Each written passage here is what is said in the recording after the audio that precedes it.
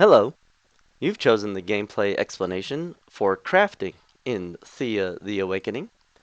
I'm going to cover the basics and then go over some advanced concepts as well. To begin, let's look at the village overview screen and then choose Craft.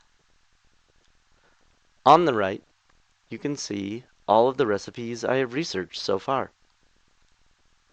On the left are all of my villagers and their relevant skills. The crafting skill is represented by the hammer icon. The number just underneath the hammer is the skill level of the villager. The higher the number, the better that villager is at crafting items. If I would like to begin a recipe, I need to click on the arrow button here. This brings up the crafting UI. On the left are all of the materials that I can use in this recipe. The game will only show you the materials that can be used. I can add materials to the recipe by dragging and dropping, or by clicking the left mouse button and holding the Shift key.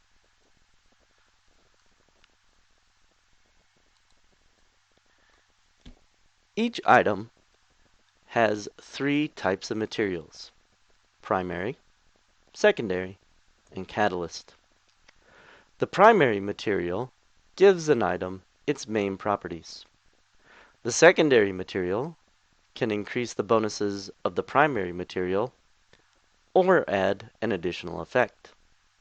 The catalyst helps you complete the item, but it has no statistical effect on your item. Once you have all three filled out in your recipe, the UI will show you what the expected product will be. In the upper right, you have how much the item will weigh. In this case, 62 units. To the left of the icon, you will see how long it will take to make the item. In other words, how much production it will take. This item requires 179 production points. Below that is the number of items that will be yielded each time the recipe is completed. In this case, it is 1. And how many research points you will get when you finish the item. In this case, 8. Below that are the materials used in the recipe, gold and obsidian. And below that are the properties for the item. This item has 4 properties: damage, shielding, will, and stealth. Once you have finished adding all the items to the recipe you would like, you click Confirm. Then you will need to add villagers to the recipe in order to complete it. This can be done by dragging and dropping, or by pressing the Shift key and the left mouse button. An advanced concept for crafting is to use gemstones.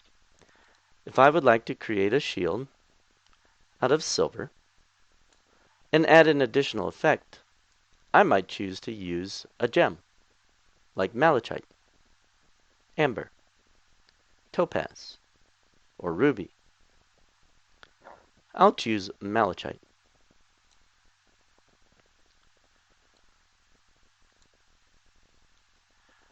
On the right, you will see, again, the weight, production points, materials, and properties. The UI will only display the base properties for making a silver shield. It will not show you what the bonuses from the gemstone will be. This is because when you craft weapons and armors using gems, it adds a random bonus each time you make an item. The bonus is completely random. You will not know what it is until the item has been finished. Press Confirm and add villagers just as we did with the other recipe.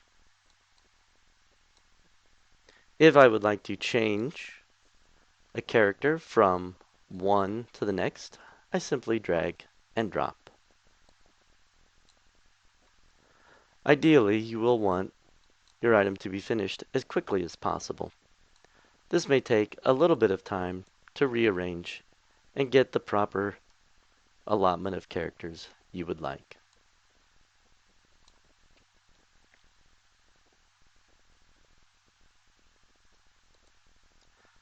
Once you have your recipes finished, press the end turn.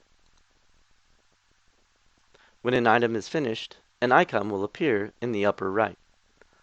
You can click on it to bring up the crafting window, and then go to Inventory, and then Equipment to see what you have made. This is the Svarog's needle that we made before. Pressing end turn again will complete the shield.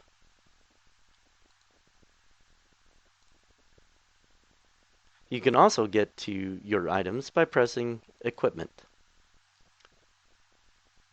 You can see that the Destiny shield that we had before now has a +3 sturdiness bonus there toward the bottom under Properties.